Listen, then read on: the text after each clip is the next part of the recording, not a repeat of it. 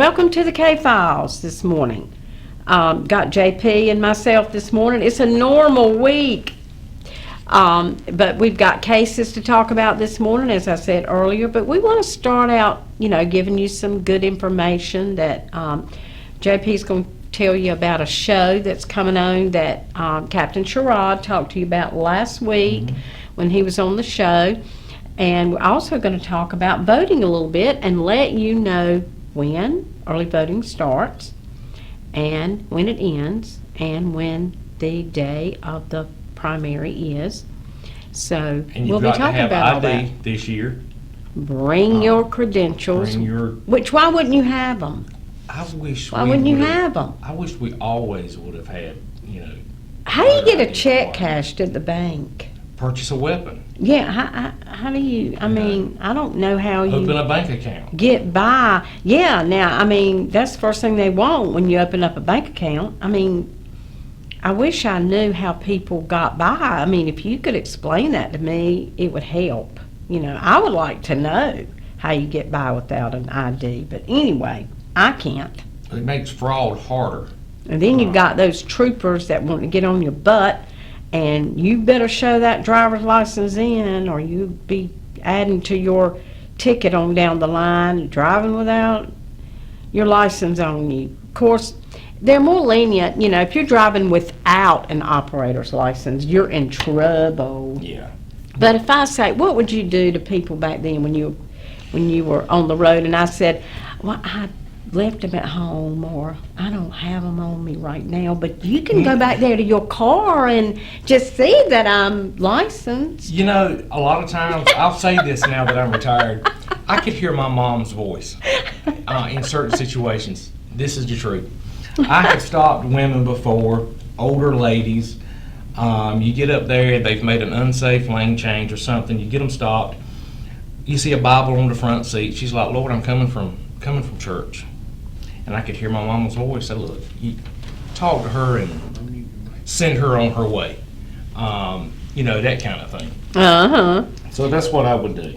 Oh, well, there's so many bad things going on that, let me go if I just didn't bring my license today. That's the way I feel about it. There's so many there's criminals out there you need to be worrying about. This racing all over the road and weaving in and out and all these loud cars that I cannot stand.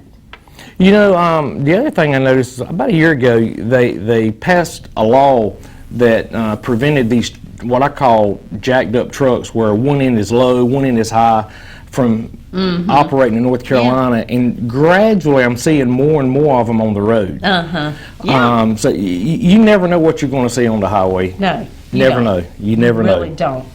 Okay, so this program is coming on the Oxygen channel. It is. This is it's on the Fighting Crime News and Who's Wanted. It says here, tune in Sunday at 6 o'clock. Preview the snapped episode airing this Sunday, February 18th, 6 o'clock p.m. on the Oxygen channel. It stars one of our very own, comes on here with us, Skeet. There he is, right there. Look at Buried that. Bones reopens 15-year-old cold case. It talks about Kimberly Hancock, who killed her father when she was 18. Several years later, she was arrested for the murder of Debbie Deans after a tip to Fighting Crime. It led detectives to Debbie's remains in Kim's backyard. Kim is also suspected of to be the reason that her brother, Roger Askew, who was known as Kojak, is missing. Isn't that something? You kill your father? Yeah. And your brother's missing, and your who was buried in the yard? Her sister? Who was buried in her yard? Debbie Deans. Debbie Deans was buried in it. Well, what relation was she to her? Now that I don't remember. I don't remember either. But anyway, this is pretty But it bad just goes stuff. to show you that this come from an anonymous tip. Yeah. To Team Cold Case. Yeah. They jumped all over it. They shared the information with Nash County Sheriff's Office, And in a matter of hours, they were digging in this yard. And it proved to be, some pretty good information. Absolutely. And it's like we've said numerous times about this book, and this is proof of it. This young lady is tied to 3 different missing person cases or murder cases or what have you. Okay, these cases are linked. Yes. A lot of times by the same perpetrator. Yeah, because they keep on doing it. That's and right. Then when you finally get them, when you finally arrest them, you realize you start looking at other cases, or maybe even in a confession. They find out that, oh wow, well, we're going to be able to solve this case and this case and this case from this. So Tips. It all revolves around sharing information with law enforcement. yes, absolutely. But I look forward to watching this. I've seen the clip, and if you can find Fighting Crime on your Facebook, watch. They have a video trailer for the episode, and it's really good. Really? It is really good, yeah. It's Well, like 2 or it's 3 called- minutes long. It's called Snapped. It's on the Oxygen. Now, somebody called in and gave us the channel. I think it was 70. It probably varies based on something. the provider. It does. And that particular person was on Optimum Cable, and he said 70 something. So just scan the channels and look for the Oxygen Network, and hopefully you can find it, because it's a local case, and they came here and interviewed for that case. So it's going to be interesting. Again, it's this Sunday, February 18th, 6 o'clock p.m. on the Oxygen Network. Okay? All right. Let's talk about early voting. When does early voting start? Great question. Okay, early voting begins today. I'm almost sure that it began at let's see what it says. It began this morning at 8 o'clock to 7:30, Monday through Friday. It'll be Saturday from 8 to 3 o'clock. Yep. Yeah. So the unfortunate thing is, especially for those of us that live in Southern Nash County, there is no early voting this year. No early voting in Spring Hope or in the Mount Pleasant community. In Nash County, you can only vote in 2 places. That's at the Ag Center in Nashville or at the Briswell Library, downtown Rocky Mount. Well, why don't they have that? Well, Or is that just speculation? People are just speculating about it? Or for years, they have allowed people to vote in Southern Nash County. Really? Down in the Mount Pleasant community. So naturally, it feeds my conspiracy wheels, Right. We do have a highly contested county commissioner race in Southern Nash County, and for whatever reason, the powers that be decided that they're not going to have Mount Pleasant as a early voting site this year. Okay, well, just vote. Yeah. I said I was at an event last night, and I was at a business meeting yesterday, and there is discontentment going on. It is. among It is. the voters. I mean, I've heard several people say, I'm just not voting this year. I'm just tired of it. I'm just not voting. And I said, oh, no, don't be that way. And I said, but why? I asked them why. These were people sitting at my table last night and at the table beside me. We had a discussion going. They said, the climate. Yeah. The political climate. I'm sick of it. Look at the sheriff's department, okay? Sheriffs typically don't get involved in races Right. of any kind. Right. Let me just tell you something.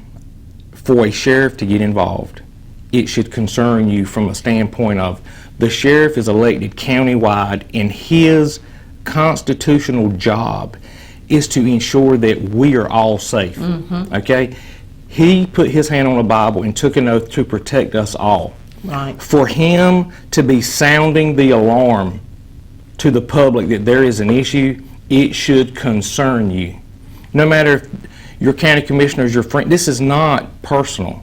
It's not this is business. Right. This man is tasked with keeping us safe. That's right. And for him to sound the alarm, it should concern us all. Right. You should be Got a afraid. point. Yeah. Got a point. So, I think Purnell just said to stay on task, we need to go to break. So we'll be back, and we'll talk about some cases right after this. And welcome back to the K-Files. And don't forget, we have $15,000 in the kitty, and we want to give it to you in cash. In 2 days, 48 hours, you can be paid. You can have some money in your hand, cash money, if you will just give us tips. That's what we're all about. It's just getting tips from the public. You know, law enforcement tells us the public is their best resource. I mean, you are the eyes and ears when a crime happens. You know, we keep talking about these parties. You know, there's several, one in Pine Tops, one in Whitaker's. These parties where there's 20 or more people there, 100 people. How does somebody not know? There is no way. So it is anonymous, and we want to let you know that. It is anonymous. If you've never, you know, people that watch this show, they know the drill. But if you're just watching for the first time, and we are getting more viewers on this K-Files, more interest on it, I get calls now a lot more than I did. And so if you're a newcomer to the show, that's how it works. And we want you to, there's the hotline number. You can also call Crime Stoppers, 977-1111. My man's on the button this morning.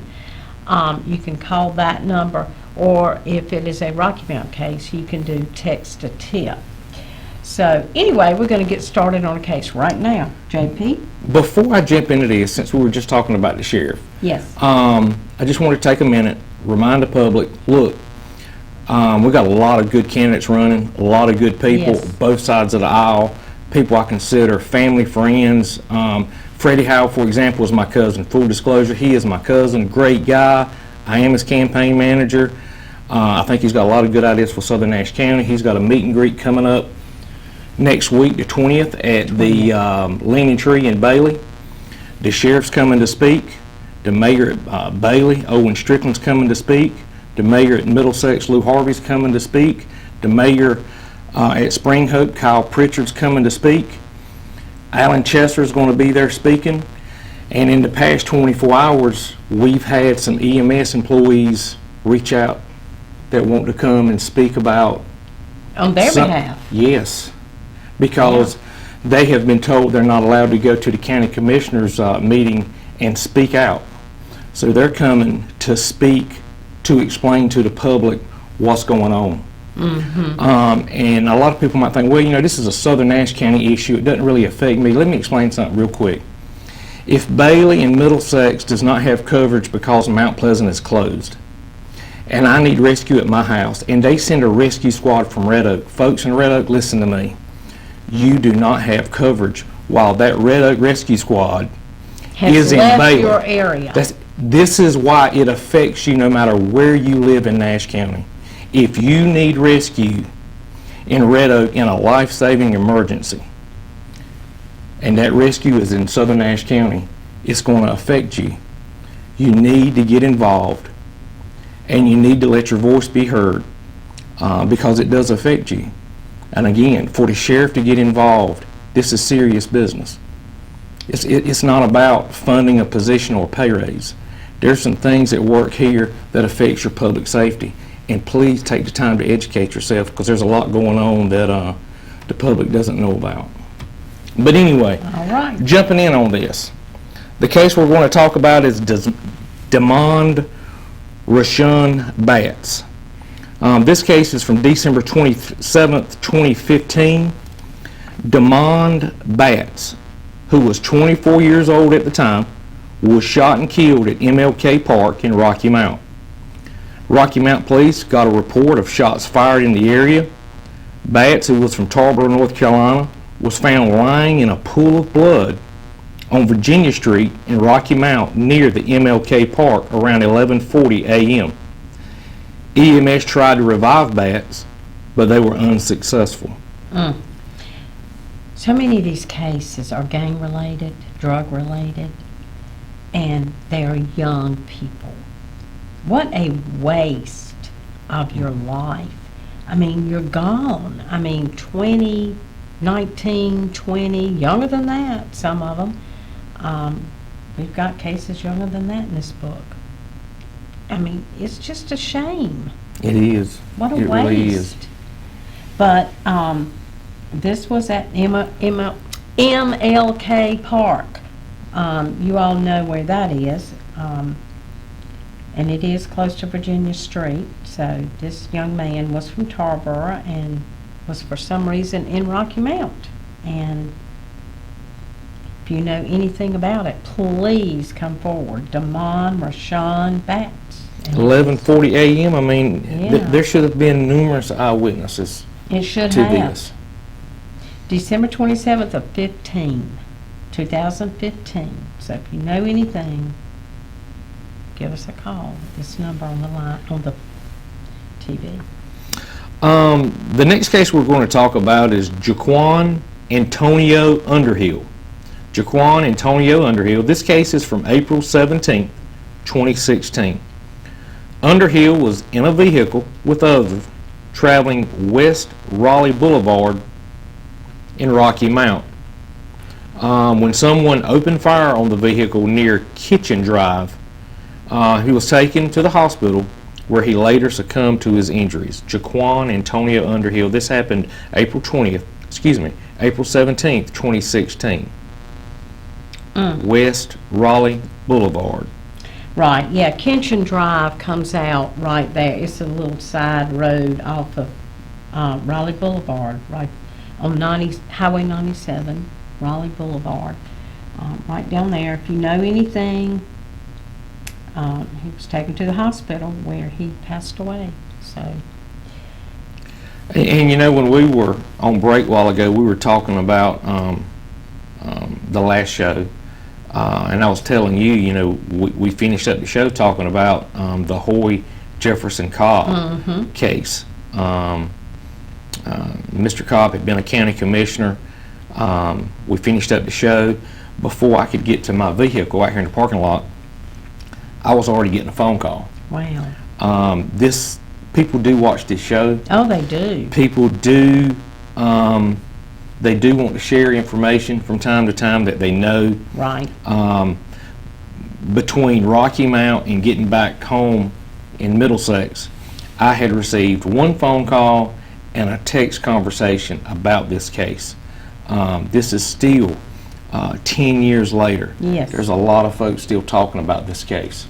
I'm just hoping one day that case can be solved because it is such a mystery and people want to know because he was high profile. He was big in the Elks Lodge. He, like you said, he was a commissioner. He was at Gators a lot, in the social scene, and you know, just a big landowner. He was part of the Walmart property that they bought that property from the Cobb farm, and he was the Cobb, those Cobbs that owned the Walmart property that Walmart sits on now. So, and just owned property on down 43, way past that. So, I mean, he was a big landowner, big businessman. I mean, he's high profile, and people want to know about high profile cases. So, anyway. This next case is Keenan Lamont Newton. Keenan Lamont Newton. This case is from June 10th, 2016. Around 9:54 p.m., officers responded to 1011 Branch Street in Wilson to check on a person's welfare. The caller reported that a subject was lying face down in the backyard of a residence and was not moving. Officers responded and found that the victim had suffered a gunshot wound. EMS arrived and determined that the victim, Keenan Newton, was deceased. Right there in his backyard. Gunshot wound. Yep. Lying face down. Probably somebody was waiting for him when he came out the door. And Yeah. that's just, Yeah. you know, I'm just saying that on my part. That was just supposition on my part. You know, because if they found him in the backyard lying face down and no evidence of like blood splatter, drippage, or something going across the yard, that means Yeah. somebody made him lay down there, almost execution style. Wow.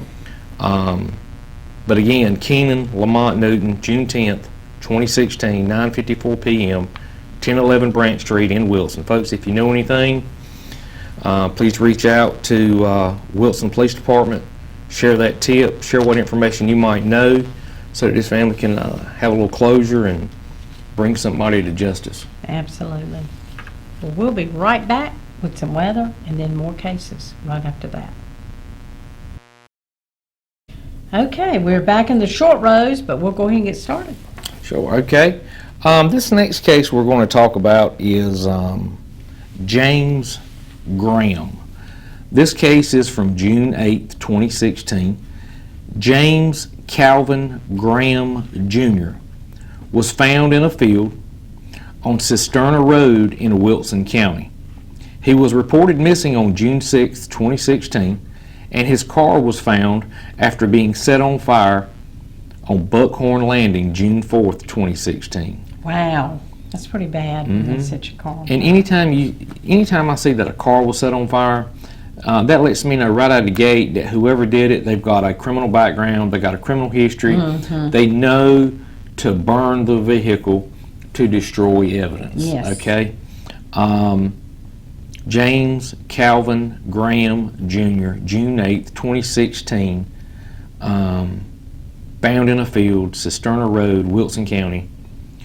Car was found burned up, Buckhorn Landing, June 4th, 2016. All right, if you know anything, please call the number on the screen or call Crime Stopper, Crime Stoppers 977-1111, or get in touch with your local department, which in that case would be Wilson. Wilson County Sheriff's Office. Wilson County. The next one, we don't have a lot of information. Yeah, kind of limited information on this one. This case is from July 14th, 2016. James Robert Battle. Mr. Battle was found shot in a vehicle on Eagles Terrace in Rocky Mount. And Eagles Terrace is in North Green, a place where you don't think that much crime, we don't hear about a lot of crime in North Green. But that street is right across from the entrance to North Green Country Club. So right off of, the road that goes into North Green, which is Jeffries Road. So, Yeah, that has been a really nice area of Rocky Mount for years. and this was, in a vehicle, found shot in a vehicle, so makes you wonder what happened here. The next case is one that the mother of this person called me not long ago, quadruple murder, and wanted us to talk about. So I'm glad this one's coming up again. I'll let you read this. So many unanswered questions. Okay, this case is from December 24th, 2016, Christmas Eve, 2016. Tammy Pierce, Shelby Allen, Paul Pierce, and Nicole Privet. Police responded to a welfare check on Banks Lane in Wilson, North Carolina. Upon arrival, they found that all four had been shot and killed inside of the residence. And the mother says, and I remember this in some previous information that we had, that it was and it says here, a welfare check. She says it was not a welfare check. She went over there. The mother went to the home. It was Christmas Eve. They were supposed to come over to her house for a family gathering like you do on Christmas Eve.